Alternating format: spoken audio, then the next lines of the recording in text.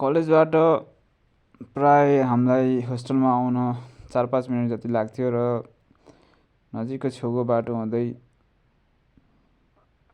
जान्थ्यौँ, जसको छेउमा घना सानो जङ्गल थियो, जुन कलेजकै जङ्गल थियो, कलेजकै जग्गाभित्र पर्थ्यो।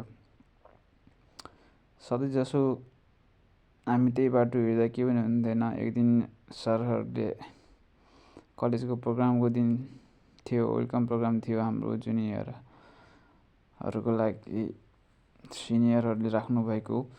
र त्यो दिन राति हुँदा हामी साथीहरू होस्टेलको लागि अलिक अँध्यारो भयो। होस्टेलतिर जाँदै क्रममा होस्टेलमा हल्का फुल्का लाइट बलेको थियो, जुन सेक्युरिटी दाइको कोठाको मात्रै थियो। त्यसपछि अँध्यारोमा हामी जाँदाखेरि अगाडि साथीले फेरि त्यो जङ्गलको बाटो जाँदाखेरि त्यही कुरा गर्यो, अस्ति हिजोको भूतले तर्सायो यार भन्ने कुरा। हामी त्यति कुरा गर्न चाहेनौँ। त्यसपछि हामी जसोतसो रुममा पुग्यौँ। त्यो दिन सब साथीहरू सुतिसकेका थिए। कोठामा पुगेर खाना खाएर थकाइ पनि लागेको थियो प्रोग्रामले गर्दा। जब म टोइलेट गएँ, सब साथी सुते। मैले टोइलेट जाँदाखेरि सर मलाई पनि कसैले हेरिरहेको जस्तो आवाज पायो। त्यसपछि मैले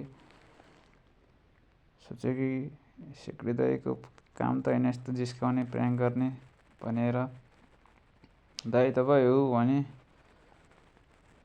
भने तैपनि केही भनेन, कोही बोलेन। त्यसपछि म गएँ, दाइ नै होला भनेर।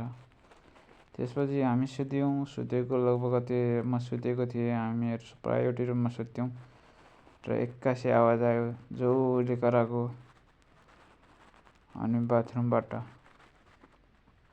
जुन हाम्रो कोठाको छेउमै थियो। अनि हामी सब साथी झसङ्ग उठ्यौँ र बाथरुमतिर दौड्यौँ।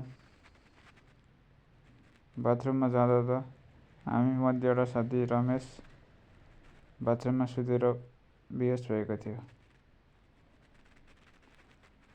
त्यसपछि हामीले उठाउन कोसिस गऱ्यौँ, उठेन। त्यो पनि उठाएर सब साथी उठाएर हामीले रुममा ल्यायौँ। हामीले उठाउँदा बेहोस भइसकेको थियो र पछि उसलाई पानीको छिट्टाहरू हालेर हल्का फुल्का छ्यापछुप गरेर उठायौँ र उसले लामो सास फेर्दै गर्दै उठ्यो। त्यसपछि कता कता हाम्रो मन चिसो भइसकेको थियो, डर लागिसकेको थियो। हामीले कसैले केही सोध्ने आँट गरेनौँ। त्यसपछि मैले सोधेँ, के भयो तँलाई?